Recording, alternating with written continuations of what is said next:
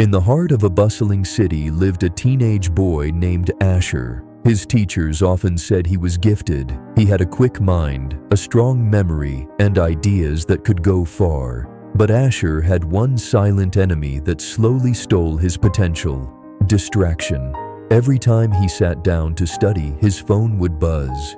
He'd check a notification, then another, and soon he'd be scrolling endlessly. Minutes turned into hours. When he tried to read, his thoughts jumped from one idea to another. He couldn't finish a single page without zoning out. He wanted to focus. He truly did. But his mind refused to obey. His parents noticed it too. His grades, once top of the class, began to drop.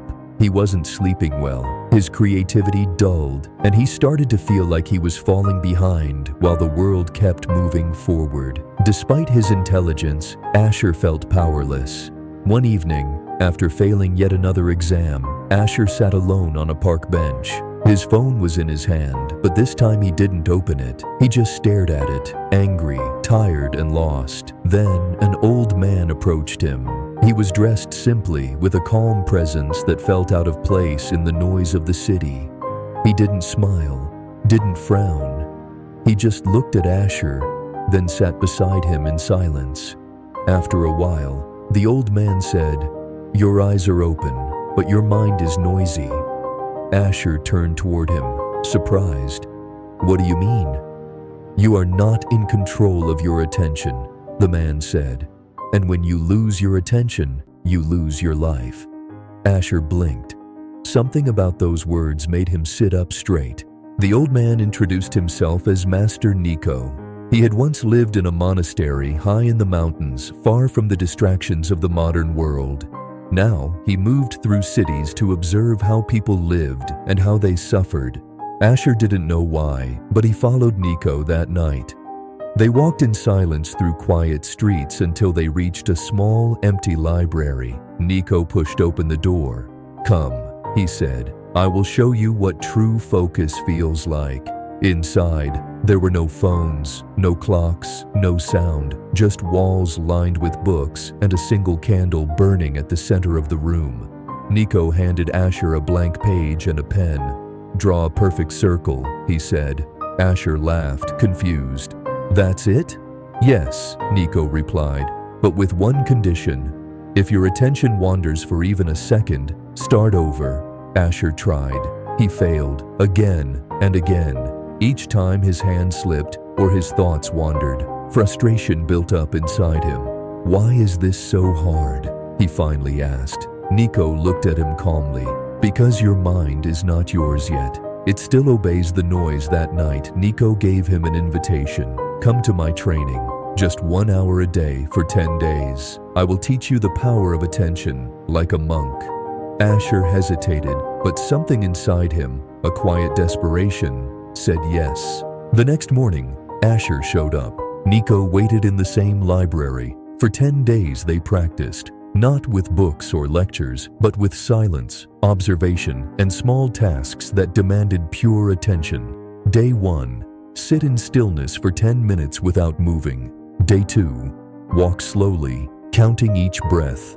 Day 3. Listen to one sound and follow it until it fades. And every day they ended with the circle. Draw it again and again until it was perfect. By day 5, Asher noticed something strange. His thoughts were quieter. His phone didn't call to him like before. The world felt slower. He could read 3 pages without drifting. He began to sleep better. His headaches were gone. But on day 7, he failed badly. He got distracted during a simple breathing task. He slammed his pen down, angry. "Maybe I'm not meant for this." Nico just nodded and said, "Good. Now you are beginning." Asher frowned.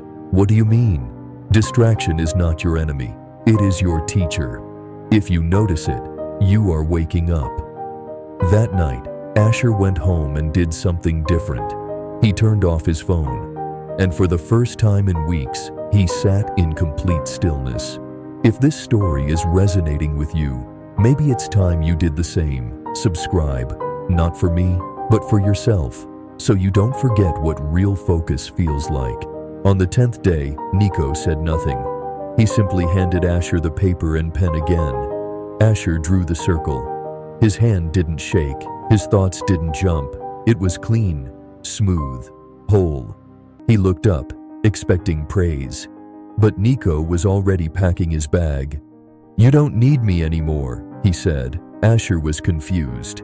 "That's it." Nico nodded. "Focus is not a place you visit. It's a muscle. You've started to train it. Keep going." Before leaving, Nico left a small scroll with Asher. Inside, there was a story written in faded ink. Long ago, in a temple near a river, lived a monk named Arava. He was known for his intense focus. Even when chaos surrounded him, his attention never wavered. One day, a king sent his guards to distract Arava during his morning meditation. They made noise, shouted, even threw stones, but Arava did not flinch. Later, when asked how he stayed so still, he said, "I have trained my mind like a warrior trains his sword. When you polish your attention every day, nothing can pull it away." Asher closed the scroll and the message felt like lightning in his veins. Weeks passed. Asher returned to school.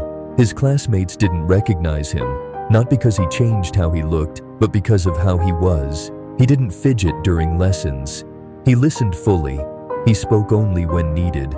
And when he studied like it was sacred. His grades began to rise. But more than that, his mind felt powerful, like he was finally driving it instead of being dragged by it. Even his teachers asked, "What happened to you?" Asher would just smile and say, "I learned how to listen to silence." One evening, as he sat in his room, he opened the scroll again. Below the story of Arava, he noticed something he hadn't seen before. Another line, written faintly.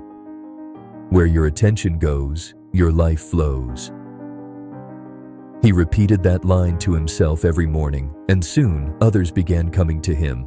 Struggling students, tired minds, restless kids who wanted to change but didn't know how. So Asher started teaching, not in a big way, just in the park with a candle, a pen, and a blank page. One day, a boy named Eli came to Asher, asking the same question he once asked Nico.